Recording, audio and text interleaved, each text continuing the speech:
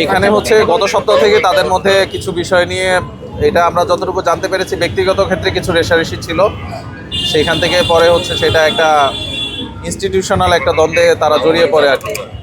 তো গত সপ্তাহেও আপনার হচ্ছে কিছু ধাওয়া পাল্টা ধাওয়ার ঘটনা ঘটেছিল। আমরা তাদের সাথে কথা বলে কাউন্সেলিং করে তাদেরকে হচ্ছে তাদের যে ইনস্টিটিউশন আছে সেখানে তাদেরকে আমরা পাঠিয়ে দিই।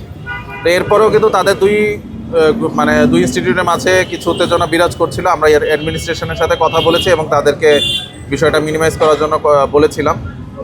তো স্বাভাবিকভাবেই আজকে হয়তো তারা আবার নামে আর কি। তো আমরা চেষ্টা করেছি আমাদের যতটুকু ফোর্স আমাদের ছিল ধানমন্ডি থানার পক্ষ থেকে আমরা তাদেরকে নিয়ন্ত্রণে রাখার জন্য।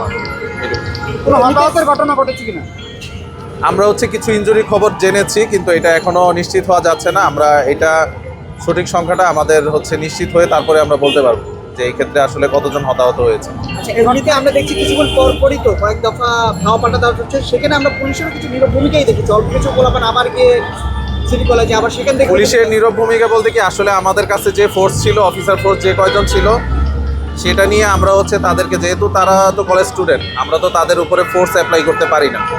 আমরা হচ্ছে তাদেরকে কাউন্সিলিংয়ের মাধ্যমে আমরা তাদেরকে ডিসপার্স করার চেষ্টা করেছি, যতটুকু জানমালের নিরাপত্তা নিশ্চিত করে আমরা তাদেরকে যতটুকু ডিসপার্স করা সম্ভব এবং তাদেরকে নিজ নিজ ইনস্টিটিউশনে পাঠানোর জন্য আমাদের যা করা প্রয়োজন আমরা ওইভাবে ব্যবস্থা নিয়েছি আর কি। এটা আপাত দৃষ্টিতে হয়তো আপনাদের কাছে নীরব ভূমিকা মনে হতে পারে, কিন্তু আসলে এই ক্ষেত্রে আমাদের ফোর্স অ্যাপ্লাই করার সুযোগ ছিল না। কলেজ কর্তৃপক্ষকে বসানোর আহ্বান বা এরকম কোনো আমরা ইতিমধ্যেই গত সপ্তাহে যখন থেকে ঝামেলার সূত্রপাত হয়েছে তখন থেকে আমরা অ্যাডমিনিস্ট্রেশনকে জানিয়েছি এই বিষয়গুলো তারা কথা বলে সমাধান করার জন্য। একজনকে কোপানোর খবর আমরা পাচ্ছি।